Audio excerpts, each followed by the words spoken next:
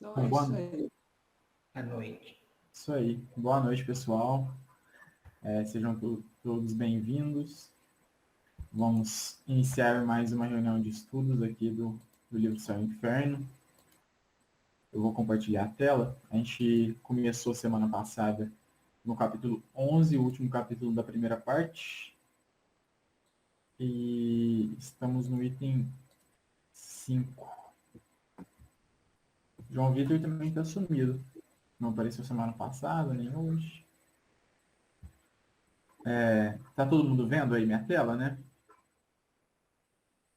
Sim. Sim, Beleza. Sim, começando. Davi, você lê pra gente hoje, por favor? Leio sim. Beleza. Nós estamos no item 5 mesmo? Isso. Fechou. Toda esta teoria repousa sobre este princípio, de que os anjos e os demônios são seres distintos das almas dos homens, e que estas são o produto de uma criação especial, inferior mesmo aos demônios, em inteligência, em conhecimentos e faculdades de toda sorte. Ela conclui pela intervenção exclusiva dos maus anjos nas manifestações antigas e modernas atribuídas aos espíritos dos mortos. A possibilidade para as almas de se comunicarem com os vivos é uma questão de fato, um resultado de experiência e de observação que não discutiremos aqui. Mas admitamos, por hipótese, a doutrina acima e vejamos se ela não se destrói por seus próprios argumentos. Davi, deixa eu te falar. Pera aí, pessoal. Eu tô compartilhando errado. Na hora que o Davi começou a ler, eu percebi isso, que eu tô compartilhando errado. Na verdade, Não estava batendo nada com o meu livro. é, Eu o, falei, é o próximo. eu também. Eu tava no capítulo 10º, mas é o 11º. Aí, agora sim, é no 5 do 11º, por isso que não tava dando certo. Ainda bem. Vamos lá, Davi, por favor, reinicie a leitura. Então, 5. Há duas partes distintas na lei de Moisés. A lei de Deus, propriamente dita, promulgada no Monte Sinai, e a lei civil ou disciplinar, apropriada aos costumes e ao caráter do povo. Uma é invariável, a outra se modifica de acordo com os tempos. E não pode vir ao pensamento de ninguém que possamos ser governados pelos mesmos meios que os hebreus no deserto, como também os capitulares de Carlos Magno não se poderiam aplicar à França do século XIX. Quem sonharia, por exemplo, fazer reviver hoje este artigo da lei mosaica? Se um boi ferir com seu chifre um homem ou uma mulher, e eles morrerem por isso, o boi será lapidado, e não se comerá sua carne, mas o dono do boi será julgado inocente. Êxodo capítulo 21, versículo 28 e seguinte. Este artigo, que nos parece tão absurdo, não tinha, porém, por objeto punir o boi e absolver seu dono. Ele equivalia simplesmente ao confisco do animal, causa do acidente, para obrigar o proprietário a ser mais vigilante. A perda do boi era a punição do dono, punição que devia ser bastante sensível para um povo pastor, para que não fosse necessário infligir-lhe outra. Mas ela não devia beneficiar ninguém. Por isso, era proibido comer-lhe a carne. Outros artigos estipulam um caso em que o dono é responsável. Tudo tinha sua razão de ser na legislação de Moisés, pois tudo está aí previsto até nos menores detalhes. Mas a forma, assim como o fundo, eram segundo as circunstâncias em que ele se achava.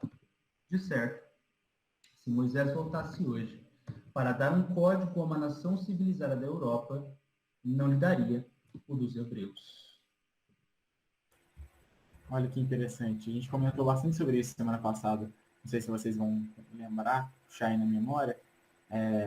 Porque o próprio Kardec, como eu disse na semana passada, ele trata sobre isso. O que ele diz aí no princípio, no primeiro parágrafo do item 5, né, que há duas partes distintas na lei de Moisés, que seria a lei de Deus propriamente dita, e a outra que é a lei civil. E ele diz a mesma coisa no princípio do Evangelho segundo o Espiritismo, no primeiro capítulo ali. Então, olha que interessante. Exatamente o que a gente discutiu semana passada. A lei civil, o Código Penal, que era criado, que foi moldado a partir das circunstâncias do fundo em que Moisés viveu. E o próprio Kardec afirma, se Moisés voltasse hoje e necessitasse de fazer um novo código, ele não faria da mesma maneira que fez para os hebreus. Por quê? Porque a gente vive uma sociedade diferente, já mais desenvolvida intelectualmente e moralmente. Então, a gente já possui práticas mais evoluídas moralmente falando, intelectualmente a gente avançou inimaginavelmente. Então, assim, são coisas que têm que ser levadas em conta quando se vai estudar esse ponto dentro da lei de Moisés, ali dos livros do Antigo Testamento. Então, ele dá o exemplo, né, para a gente situar. Ele traz um exemplo de um artigo, né, e achei bem interessante porque ele usa o termo artigo exatamente por se tratar de um código penal. Então, ele coloca, se um boi ferir com seu chifre um homem e uma mulher, e eles morrerem por isso, o boi será lapidado, e não se comerá sua carne, mas o dono do boi será julgado inocente. Então, olha que interessante. Né? A gente causa uma estranheza para nós lermos isso, né? Então a gente lê e fala, opa, como assim?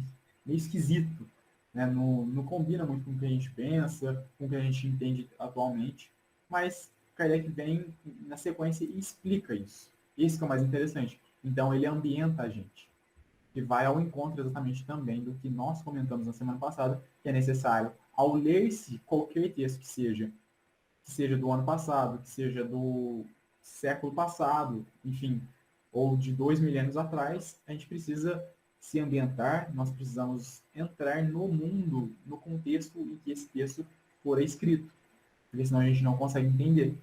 Então, vocês podem ter certeza que daqui 100 anos, quando o pessoal estudar a pandemia que a gente está vivendo, será preciso entender o contexto econômico, o contexto político, sempre levando em conta o contexto social que a gente está vivendo, o contexto médico.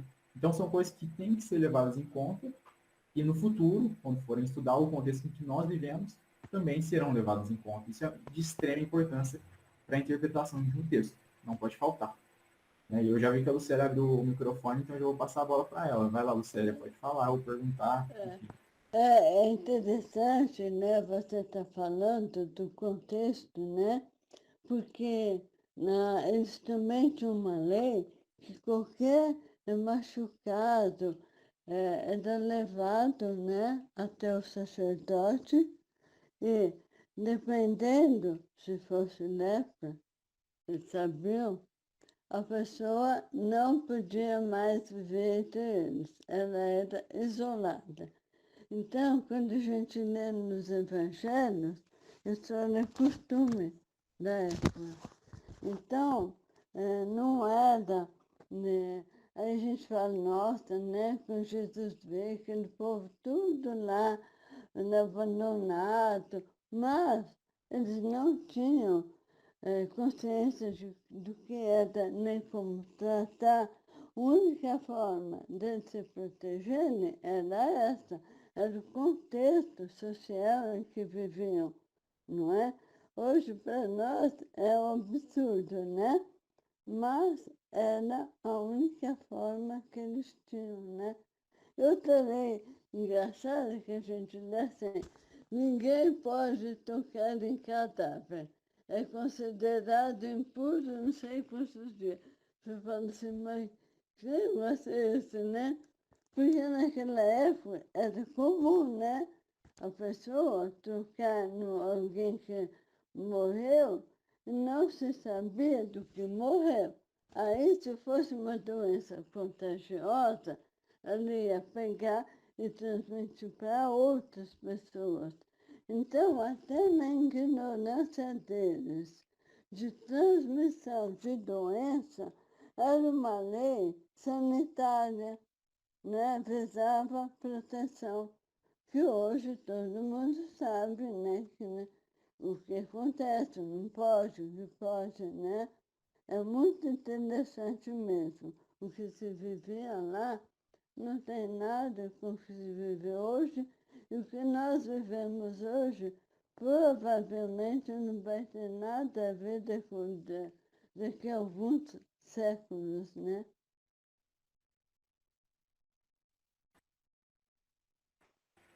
Isso aí. Mais alguém quer comentar?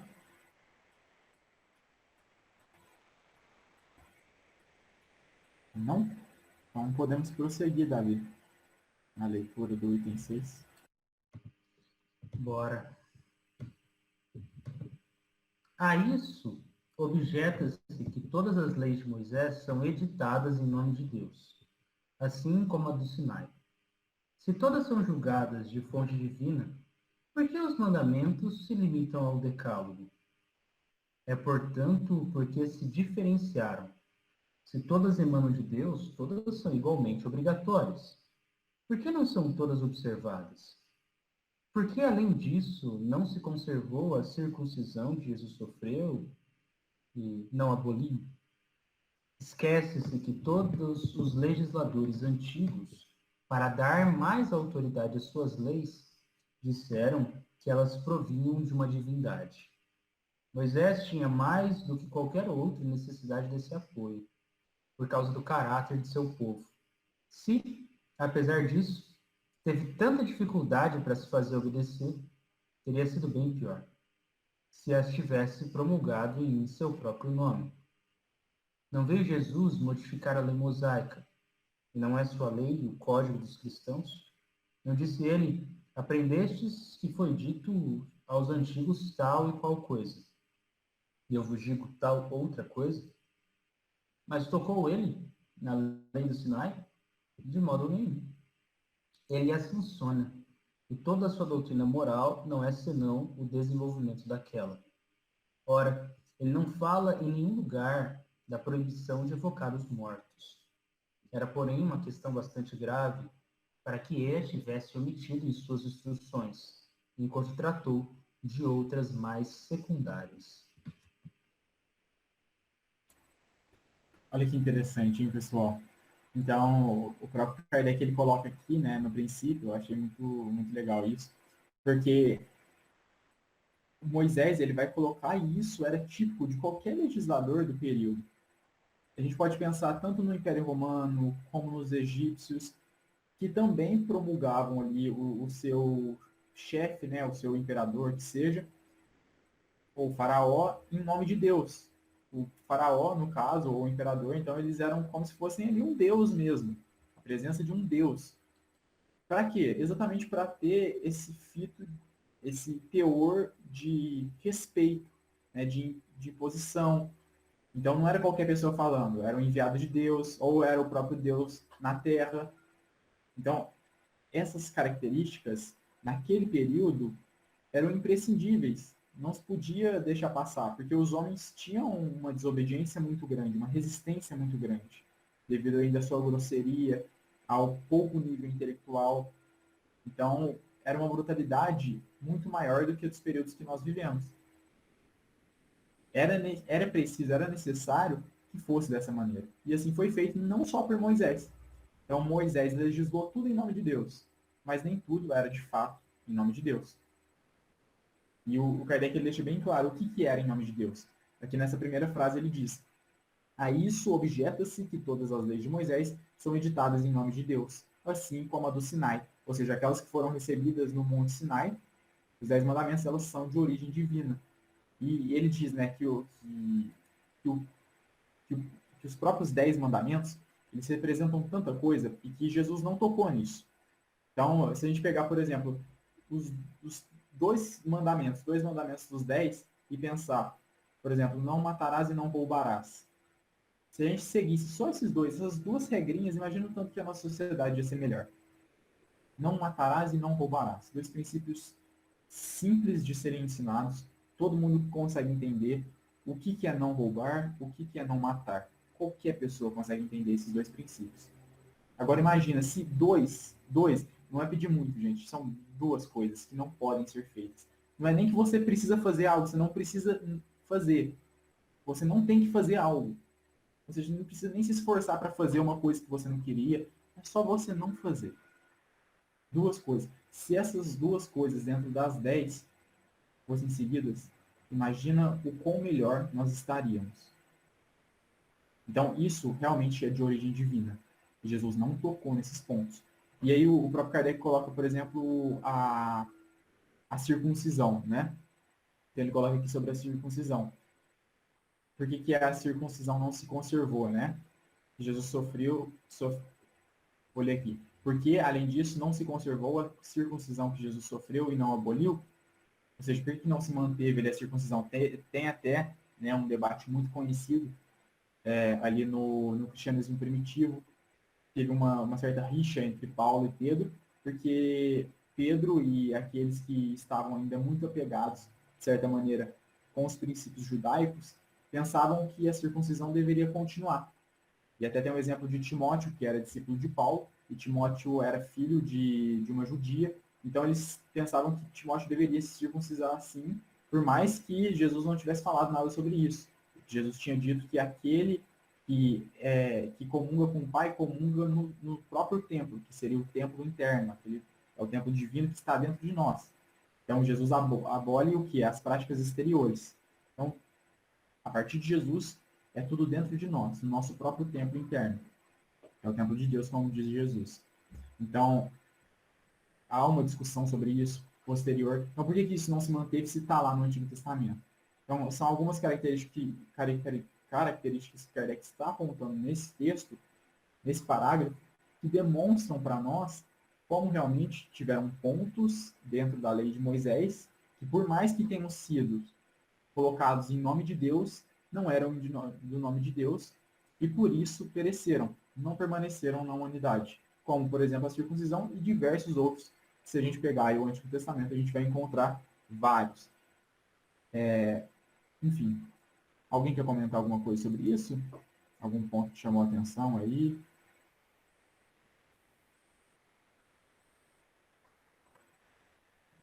Ô, Vitor, então, concluindo, o que a gente tem que preservar tanto do Primeiro como do Novo Testamento?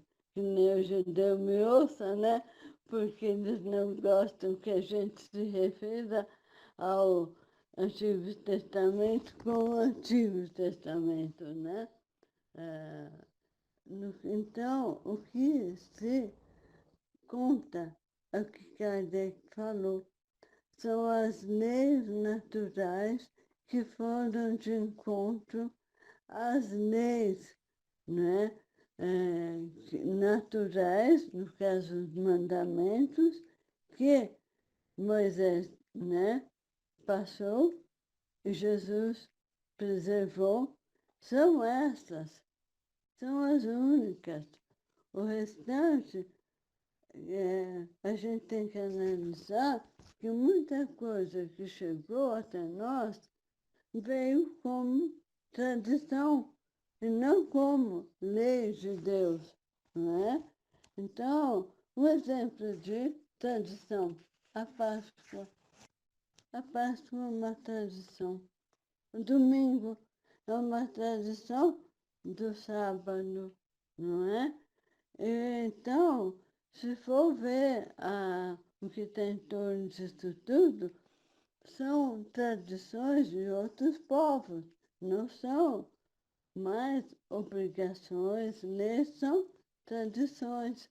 Isso nos dá um alívio muito grande, porque a gente fica com as leis, que é o que mais nos importa, é o que vai fazer porque a gente realmente se conecte com Deus, não é?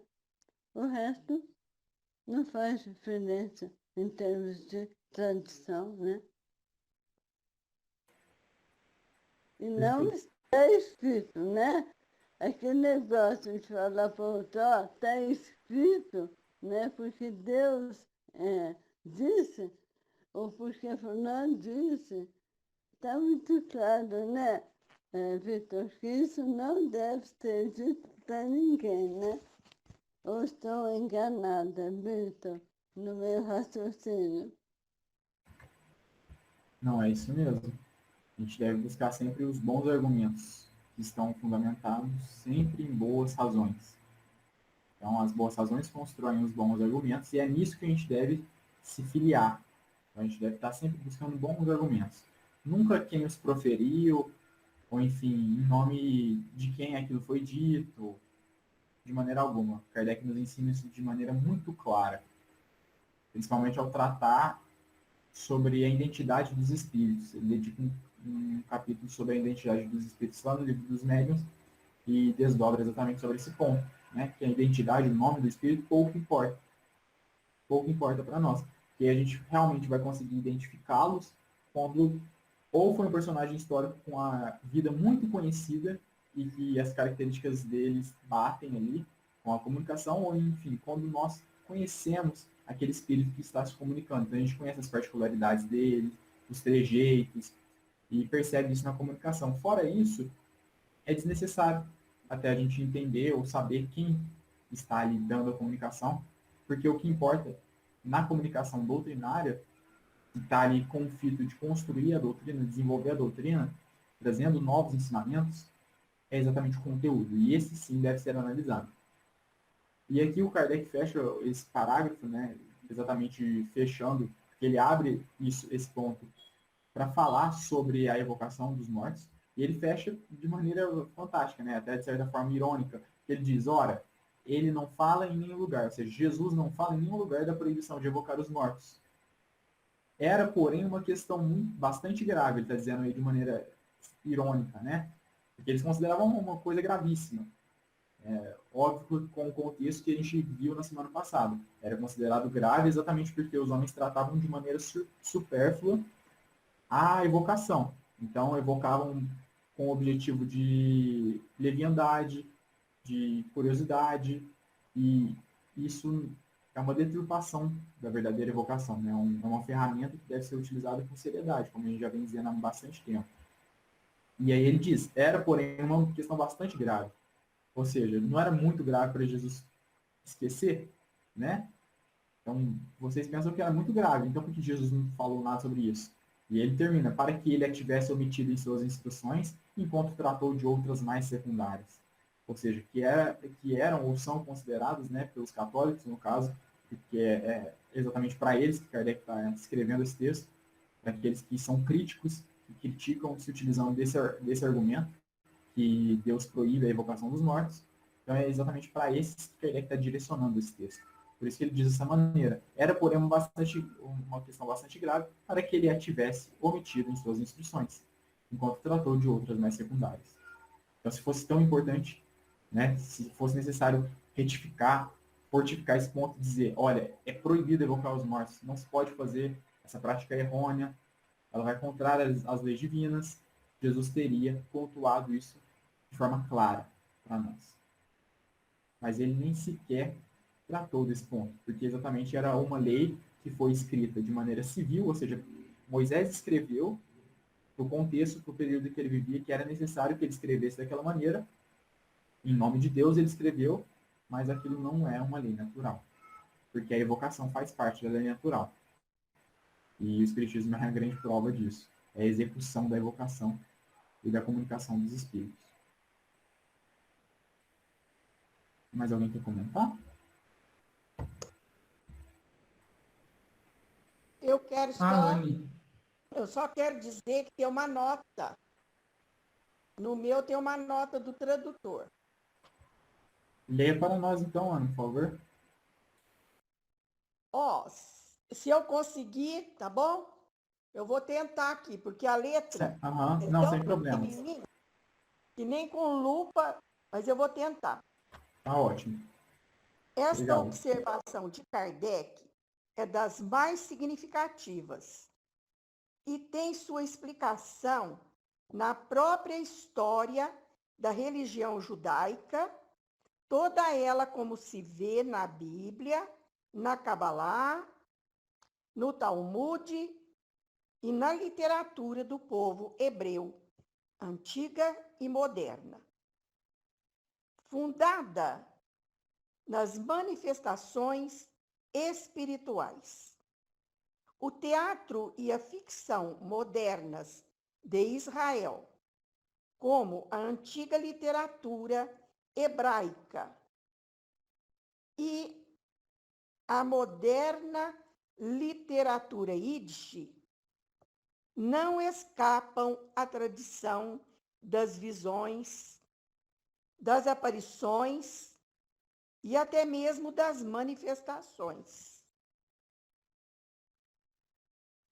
que marcam toda a cultura judaica.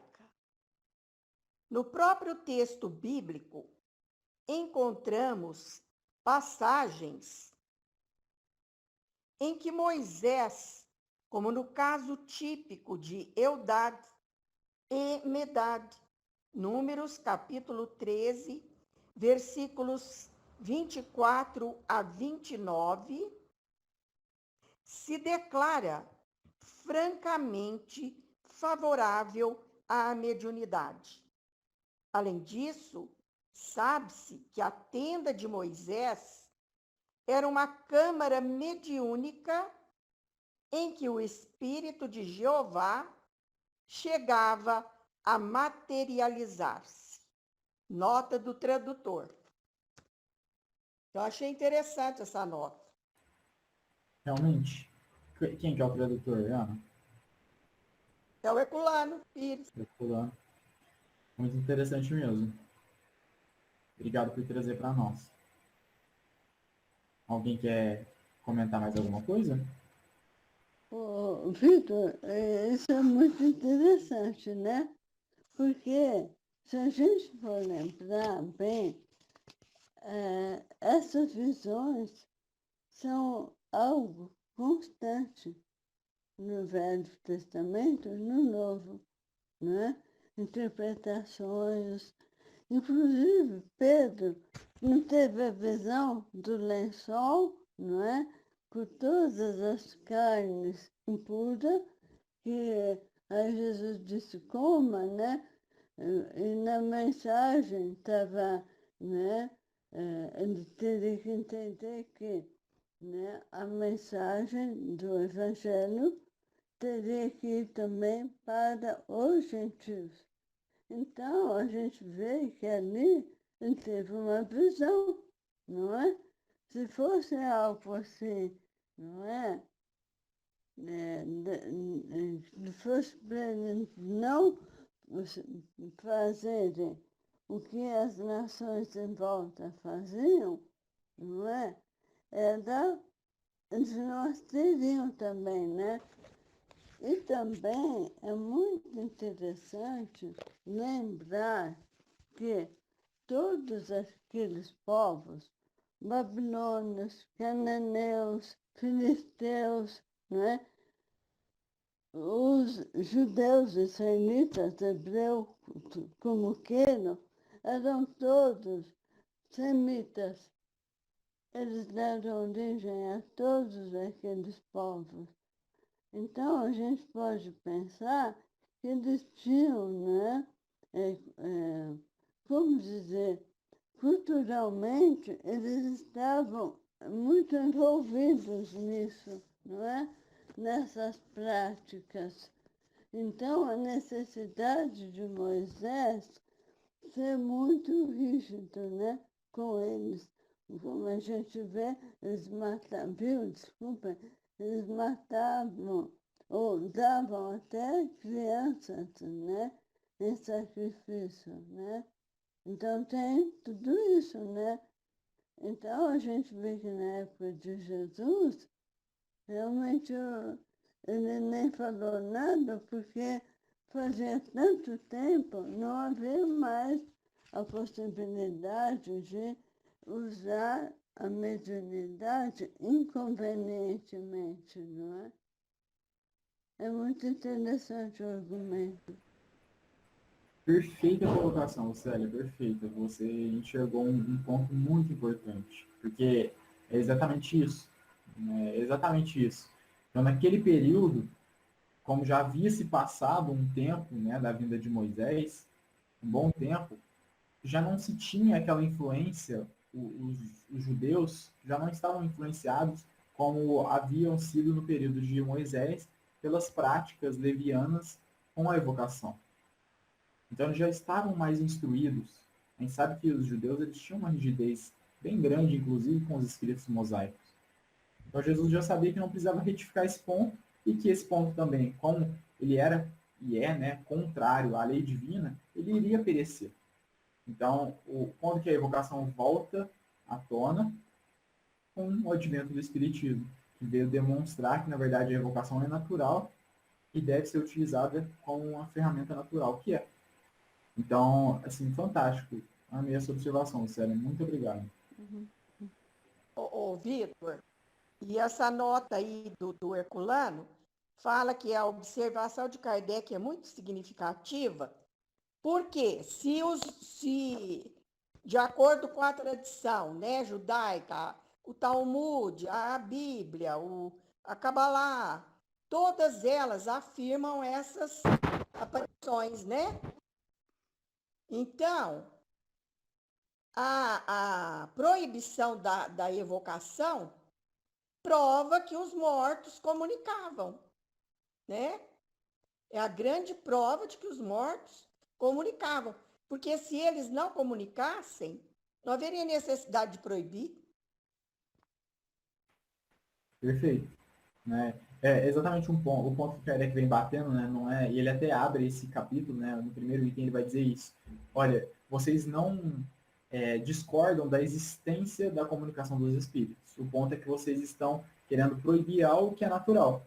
Esse é o grande problema da questão. É o X da questão, como se diz. Então é nisso que o Kardec está trabalhando, na proibição, porque de fato os católicos, ao negarem, né, e quando eu digo aqui católicos, não necessariamente atualmente, né, pessoal, a gente está trabalhando no contexto do período de Kardec, né, quando ele escreveu esse texto, que ele recebia uma repressão do catolicismo muito forte.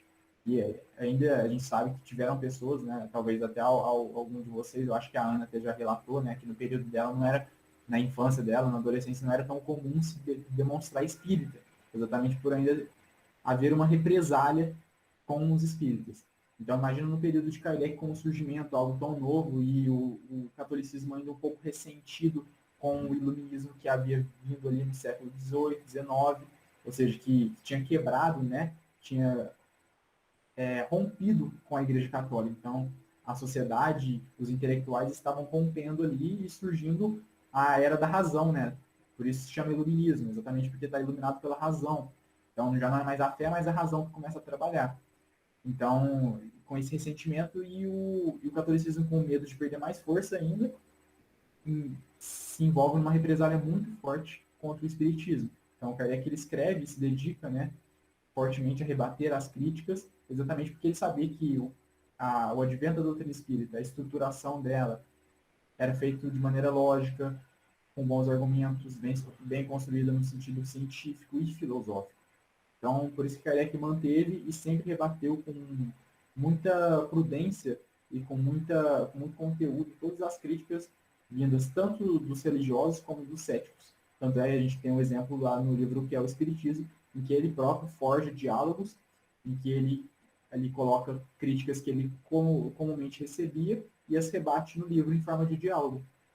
E é um exemplo, né, de quantas críticas ele recebia.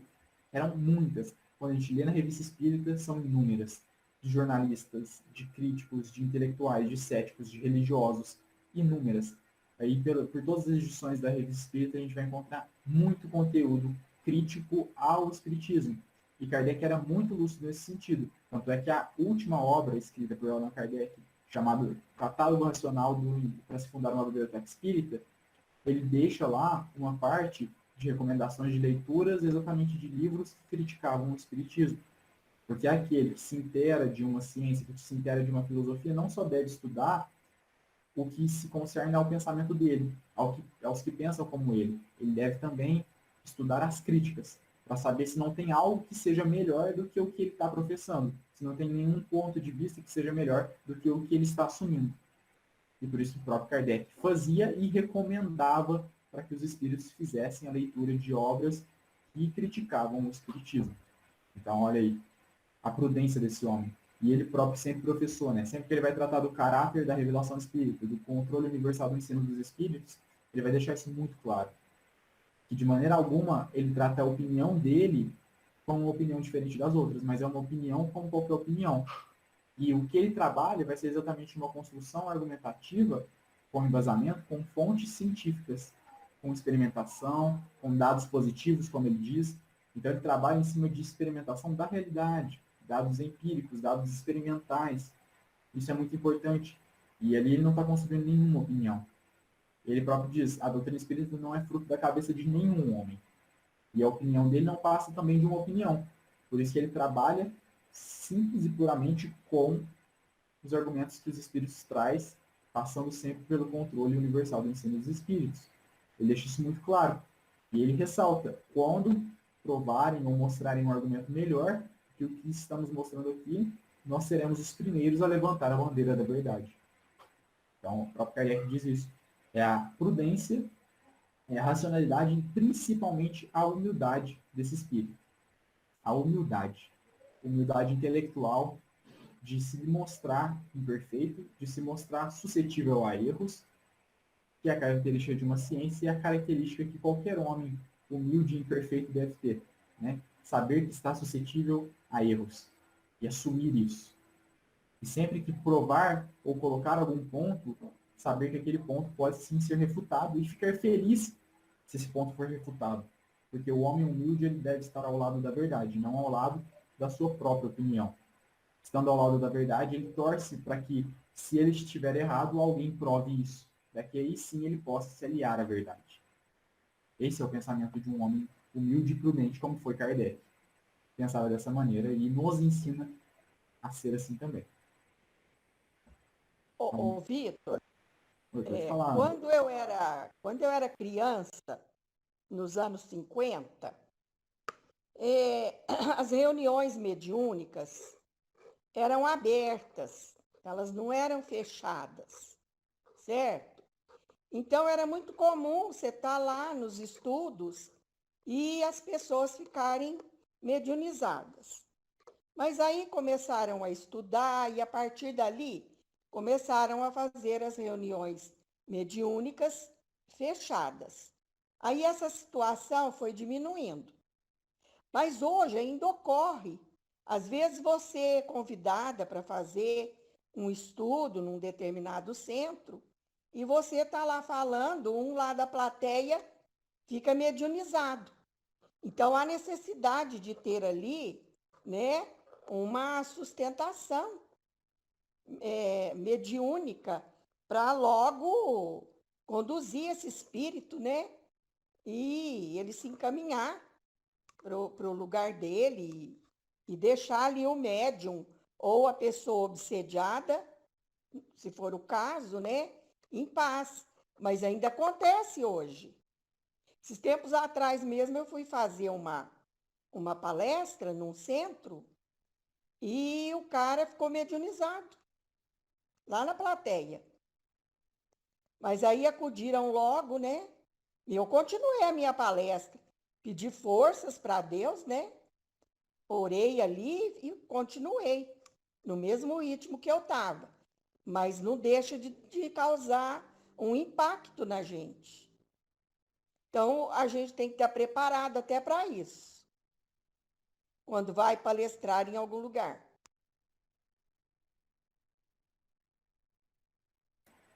Perfeito, Ana. Mais alguém? Ô, Vitor Hugo, aproveitando o seu argumento a respeito da época de Kardec, né?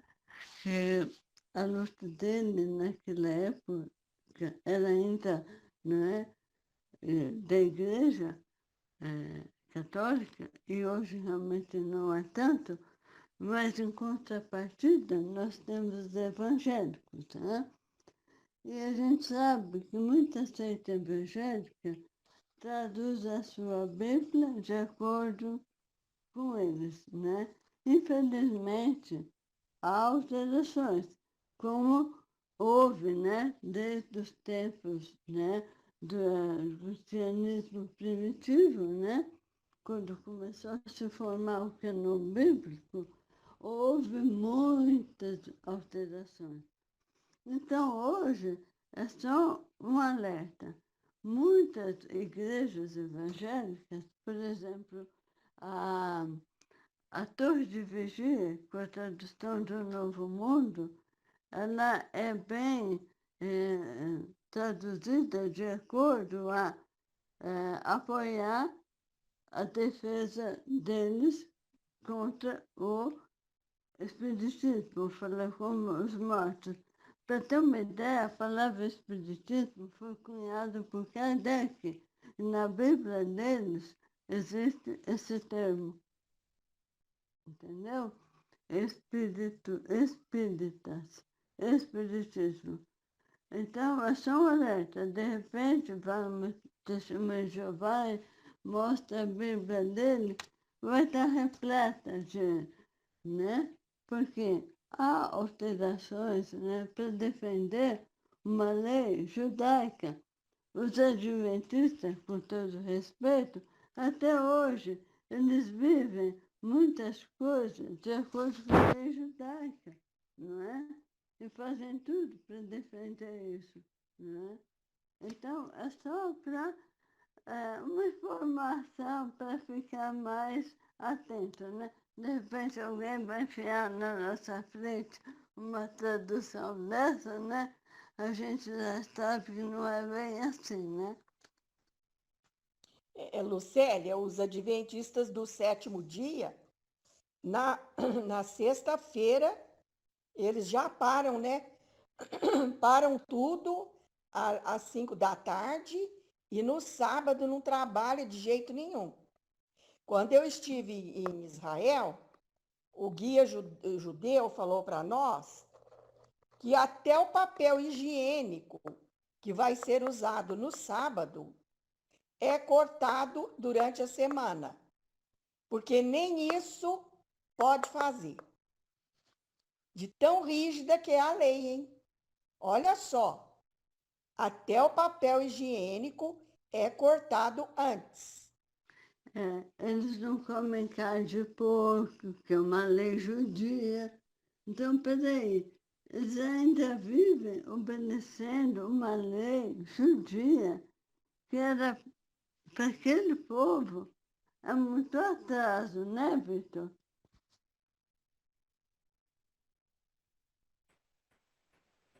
Realmente, pessoal. Muito interessante esses apontamentos. Não sabia disso, Ana. Muito interessante. A gente Até a percebe a comida, rigidez. eles preparam a comida de véspera, deixa tudo preparado. Somente os hotéis que recebem os turistas, né, Uhum. é que trabalham para servir o turista. Mas eu também não sei se ali trabalha judeu, não. Olha que interessante. É uma rigidez muito grande. Nós não estamos acostumados com isso, né? É uma cultura muito diferente mesmo. Mas os adventistas, eles, mais ou menos desse jeito, né? Eu tinha um amigo que Os faltava adventistas não aula fazem na nada, sexta à noite, nada no sábado, eles param na igualzinho, sexta. igualzinho, né? No sábado só, eu nem sei se eles comem, né? Porque É, eles não comiam no sábado, né? isso de comer ele não falou, não, mas ele falou que as comidas são todas preparadas previamente. Eles não fazem nada, né? E pessoas que Nada, nada. trabalham é complicado, né? Esse amigo meu faltava, eu lembro nessa época a gente estudava à noite, ele faltava toda sexta-noite. E eles avisavam, o que vocês tiverem que comprar, vocês comprem até sexta, porque sábado não abre nada. E vocês não podem comprar nada. Ana, a história do papel higiênico, como é que é isso aí? Bom, eles vão ao banheiro, né? Isso aí é da natureza humana. Então, Ah, eles cortam o papel que eles vão usar na sexta-feira, porque no ah, sábado nem o papel higiênico pode ser cortado. comprado. Ah, bom. Cortado. Cortado. Ué, Tem que cortar o papel higiênico? Ele tem que cortar o papel que ele vai usar antes. se- deixar cortadinho. É, Entendi. Marleninha já está aí acompanhando isso tudo com a gente, ouvir a voz dela. Está de volta conosco. Enfim, muito bom essas considerações, né? Muito interessante. Se ninguém for comentar mais nada, acho que a gente pode seguir na leitura. eu só vou comentar mais uma coisinha. Quando eu dava aula, tinham alunos que eram adventistas do sétimo dia, né? Então, eles param na sexta às 5 da tarde. Então, na sexta, eles não iam na aula, em hipótese alguma. E não podia nem marcar prova na sexta, porque eles não faziam. Tinha que preparar uma prova depois. Para depois, porque eles não iam mesmo. Eles param ao pôr do sol, na sexta, e só depois, na segunda-feira, que eles voltam. O Binuto aqui em Franca, sábado ele não abre. Mas abre no domingo. Eles também são, não sei se é testemunho de Jeová, Deve ser adventista. ou Porque o adventista. testemunho não... Adventista. Testemunho de Jeová não guarda o sábado. É o adventista que guarda. O adventista do sétimo dia. Isso. Interessante, pessoal. Eu não fazia ideia de que nenhum dos dois, né, nem o Testemunho de Jeová, nem os adventistas, dessas características específicas, não conhecia. Então, muito legal a gente saber sobre isso. Ô, Vitor, uma coisa ainda mais impressionante é a tal da transfusão de sangue das testemunhas de Jeová. Ela é baseada na lei mosaica que não podia usar o sangue do animal, que tinha que ser despejado na terra. Pensa bem, como que uma lei daquela época pode ser adaptada aos nossos dias numa transfusão de sangue? Nenhuma, né? É verdade. Caso exatamente o que o Kardec está trazendo aqui para nós. Então, vamos seguir aqui no item 7 que a gente está. Você lê para nós, Davi, por favor? Bora! Em resumo, trata-se de saber se a Igreja põe a lei mosaica acima da lei evangélica. Dito de outro modo, se ela é mais judia do que cristã. Deve-se mesmo observar que, de todas as religiões, aquela que menos oposição fez ao espiritismo é a judia, e que ela não invocou contra as relações com os mortos a lei de Moisés, sobre a qual se apoiam as seitas cristãs. Pode ler o 8 também, por favor. Beleza.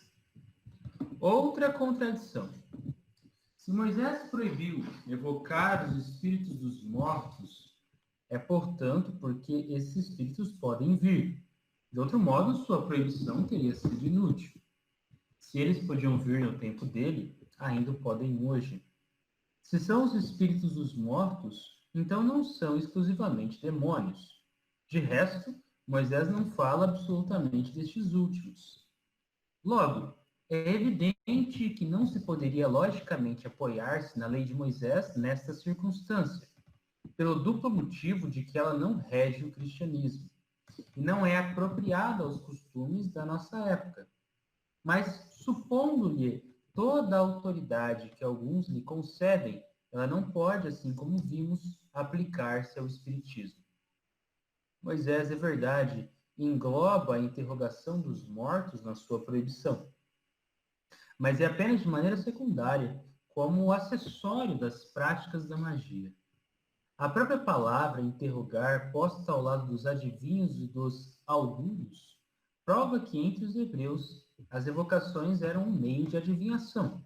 Ora, se os espíritas não evocam os mortos para obter deles revelações ilícitas, mas para receber sábios conselhos e obter alívio para os que sofrem.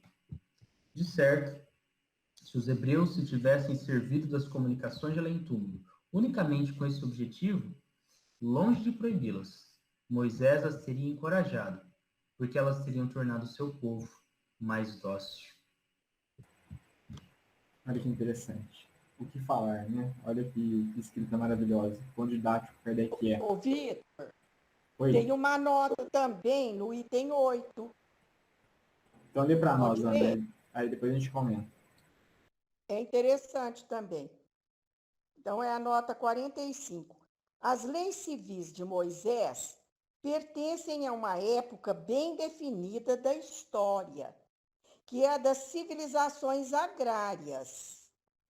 O próprio Decálogo traz as marcas dessa fase histórica e, em nossos dias, é divulgado com a supressão dos pormenores, que o tornariam ridículo aos nossos olhos.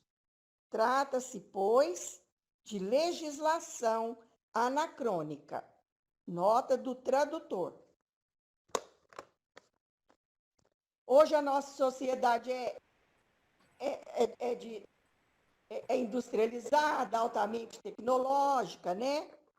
Tem nada a ver com a civilização agrária daqueles tempos. Os tempos são outros, como se diz. Vamos comentar então os aqui que Kardec trouxe para nós. Primeiro, começando aqui no item 7, em que ele faz uma provocação, né? Porque o item 7 está casando exatamente aqui com o 6, em que ele está dizendo: olha, Jesus não disse nada sobre essa proibição, sobre a proibição de evocar os mortos. No entanto, vocês estão pegando muito firme nesse ponto, né? Estão usando isso como com uma firmeza assustadora. Porém, né, a igreja põe a lei mosaica acima da lei evangélica, dito de outro modo, se ela é mais judia do que cristã, ou seja, está fazendo uma provocação. Vocês não observam a lei mosaica com tanto rigor em outros pontos, mas nesse vocês estão focando com tanto ardor. Então, peraí, vocês são mais judeus do que cristãos? Vocês estão colocando a lei mosaica acima da lei evangélica, a lei que Jesus trouxe? Então, ele está fazendo uma provocação. Porque, como a gente disse, esse texto é objetivado, o alvo dele, né, o público alvo dele, são exatamente os católicos. Então, Kardec escreve com esse fim. E aí ele continua. E esse parágrafo aqui é basicamente o que a gente comentou, né, na semana passada. O Kardec resume tudo aqui. E eu gostei bastante, né? O que a gente acabou de dizer. Ele diz, eles não desconsideram, não negam a comunicação. No entanto, o que Moisés diz? Que é a comunicação dos mortos, não dos demônios. Em nenhum lugar ele diz isso. Isso é a interpretação que vocês estão dando aí. Mas Moisés não diz isso. Comunicação dos mortos. Logo, né, ele diz, é evidente que não se poderia, logicamente, apoiar-se na lei de Moisés nessa circunstância. E aí ele vai de novo naquele argumento, porque Moisés não está falando sobre o espiritismo no sentido que o espiritismo trata a evocação com um teor, com um sentido, com uma profundidade extremamente diferente, antagônica, contrária ao que era tratado pelos hebreus ali naquele período, com uma influência muito grande de uma prática evocativa leviana, com o fim de adivinhação, de brincadeira, de magia, né? Então tinha todo esse contexto que Kardec traz. Por isso Moisés precisou proibir. E aí ele finaliza de maneira fantástica. De certo, se os hebreus se tivessem servido das comunicações de além-túmulo unicamente com esse objetivo, ou seja, com um objetivo útil, como o Espiritismo faz, ou seja, Moisés critica e proíbe exatamente por não ter um fim útil, por não ter um objetivo útil à evocação. Por isso ele proíbe. E aí o Kardec finaliza, longe de proibi-las, ou seja, Moisés não as proibiria.